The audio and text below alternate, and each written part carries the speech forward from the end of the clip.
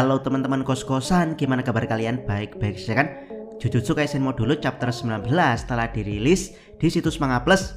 Meski di spoilernya sudah jelas, tapi ada beberapa detail menarik yang bisa Brikos bahas di chapter ini, termasuk teori apa saja yang bisa Brikos bahas di chapter ini. Ya langsung aja kita mulai pembahasan JJK Module chapter 19. Check out, check it bro. Pertama, seberapa kuat kecepatan cahaya Dabura? Ada detail menarik saat Dabura berusaha memasuki kecepatan cahaya, yaitu mata ketiganya tampak disorot lebih tajam yang seolah-olah mata tersebut membantu Dabura bergerak di kecepatan cahaya. Dan ya jujur ini adalah hal masuk akal yang baru pertama kali Abdikos dengar, yaitu jika seseorang berhasil memasuki kecepatan cahaya, maka udara yang sebelumnya fluid kini menjadi solid. Jadi kaki Dabura seperti ditahan oleh massa udara yang tiba-tiba menjadi padat. Hasilnya adalah gelombang kejut dahsyat dari udara yang ditendang Dabura tersebut, yang mana efeknya setara bom nuklir mini. Kedua, adaptasi Mahoraga mencapai level ekstrim. Percaya atau tidak, bukan hanya Dabura yang mengalami peningkatan level ekstrim, tapi juga adaptasi Mahoraga. Bahkan saat Dabura berniat masuk ke kecepatan cahaya, Mahoraga sudah mempersiapkan adaptasi yang sangat epik, yaitu dia mengambil kecepatan ancang-ancang untuk bersiap menghindari serangan kecepatan cahaya dari Dabura. Yang saking cepatnya Mahoraga dalam mengambil ancang-ancang, tampak seperti ada puluhan Mahoraga dalam satu waktu. Hasilnya serangan Dabura memang dahsyat, tapi Mahoraga tidak sampai dihapus 100%, alias ada sedikit dari bagian tubuhnya yang tersisa yang membuatnya mampu kembali dalam bentuk utuh dan sempurna. Dan ya, Dabura mengatakan kalau meski serangan tersebut sangat dahsyat, yang bahkan setara bom nuklir mini, tapi pada dasarnya itu hanyalah serangan tendangan biasa yang dipercepat. Jadi Mahoraga lebih mudah mengadaptasi fenomena serangan seperti ini daripada serangan Limitless Gojo yang memakai pendekatan rumit dari matematika.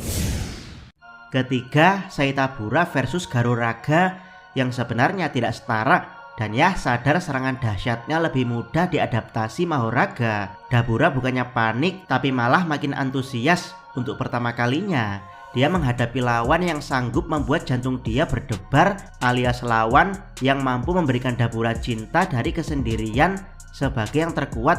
Mahoraga dan Dabura pun bertarung dengan kenikmatan cinta layaknya Jack dan Rose yang saling memadu kasih di film Titanic. Dan seperti yang Abikos jelaskan di spoiler, level pertarungan Dabura versus Mahoraga harusnya sudah setara Saitama versus Garo karena melibatkan kecepatan cahaya. Tapi ya kecepatan cahaya itu bullshit. Jika pertarungannya masih di bumi, maka anggap saja Dabura versus Mahoraga bertarung dengan kecepatan supersonik. Karena seperti yang kita tahu, kecepatan cahaya mampu mengelilingi bumi hanya dalam waktu 0,13 detik, alias dalam waktu 1 detik. Kecepatan cahaya mampu keliling bumi sebanyak 7,5 kali. Jadi selama itu pertarungan di bumi, baik itu Admiral Kizaru atau Dabura, mustahil untuk benar-benar mencapai kecepatan cahaya. Karena jarum saja, jika sudah mendekati kecepatan cahaya saat dia dijatuhkan ke bumi, maka energi kinetik yang dihasilkan dari jarum tersebut cukup untuk membuat bumi hancur. Lah ini Dabura tendangan kecepatan cahaya tapi efeknya cuman setara bom nuklir mini. Menurut Abdikos, yang masuk akal adalah kecepatan supersonik Naoya yang memang sudah ada nyata mampu bergerak di bumi.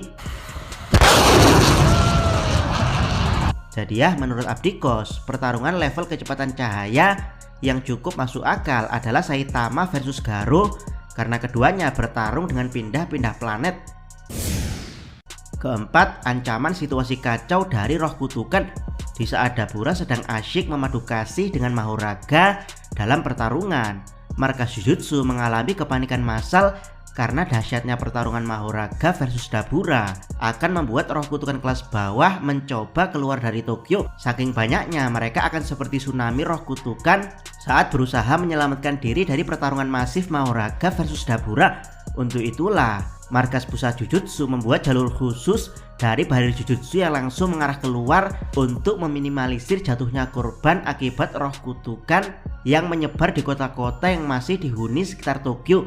Dan ya semua penyihir pun dipersiapkan berjaga untuk kemungkinan terburuk. Kelima, apakah Yuji beneran muncul? Sementara itu Shimurian juga keliaran di Tokyo untuk tujuan lain, yaitu mereka tidak 100% mempercayai manusia akan menepati janji dari hasil pertarungan ritual antara Dabura versus Yuka. Jadi saat ini yang bisa mereka lakukan adalah menjaga agar para penyihir tidak mengacaukan ritual pertarungan tersebut. Ada satu momen menarik, yaitu para Shimurian sedang berada di sebuah gedung dan kencing di toilet, yang menandakan para Shimurian kemungkinan juga punya organ reproduksi sama seperti manusia. Setelah keluar dari toilet, mereka berpapasan dengan para penyihir Jujutsu yang bersiap melakukan pemurnian jika sewaktu-waktu para roh kutukan Kurocho kabur karena efek pertarungan Dabura versus Mahoraga. Layaknya kumpulan anak STM dari dua sekolah yang berbeda, mereka langsung bereaksi untuk mengajak gelut satu sama lain. Tapi dari bawah gedung, sosok bertudung melepaskan teknik laser darah yang menyebar ke segala arah. Yap, dialah MC kasihan kita, yaitu Itadori Yuji. Dari titik serang yang diincar laser darah tersebut, sepertinya Yuji tidak berniat membunuh seperti yang dijelaskan di spoiler Destroyer, karena yang diserang laser darah hanyalah pinggang, kaki, dan pergelangan tangan. Yap, kalau memang niat membunuh, harusnya semua laser darah menembus jantung atau kepala para penyihir dan Shimurian. Yang bikin ragu adalah efek setelahnya, yaitu ledakan darah yang menyebar ke segala arah. Jadi apakah beneran Yuji tidak membunuh para penyihir dan Shimurian yang berniat tawuran? Abdikos pribadi berharap Yuji kembali menjadi karakter jahat. Syukur-syukur kalau ada plot twist tanda jahitan di dahinya. Karena seperti yang kita tahu, meski GG Akutami sudah menggambar wajah Yuji versi modulo, kita masih belum melihat detail dahi Yuji karena tertutup rambut.